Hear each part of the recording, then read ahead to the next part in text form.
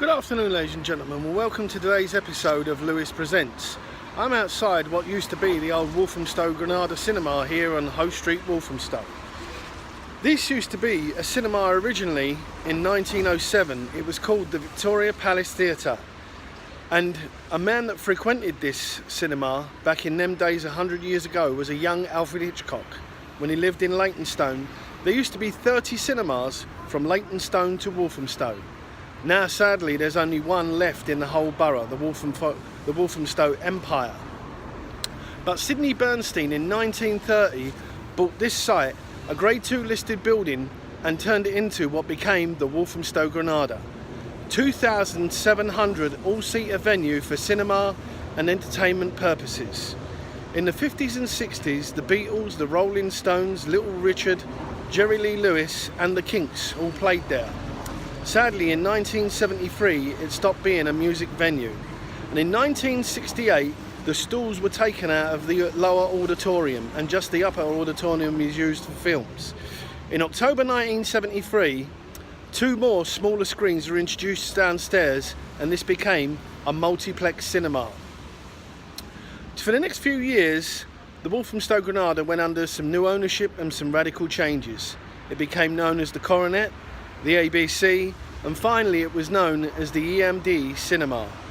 But sadly, the EMD owners sold this site to a Christian-based church, and in December 2003, the last ever movie was shown here. The smallest show on earth, starring Peter Sellers with an organ recital, and then the venue was closed and basically went into a state of dereliction. The local residents and a few campaign groups saved the EMD Cinema, and the McGuffin Group got up petitions, lobbied Parliament, and public inquiries were held. In 2014, Waltham Forest Council refused planning permission for this once iconic building to be turned into a church. And in 2015, it opened again, the lower auditorium, as a pop-up pub.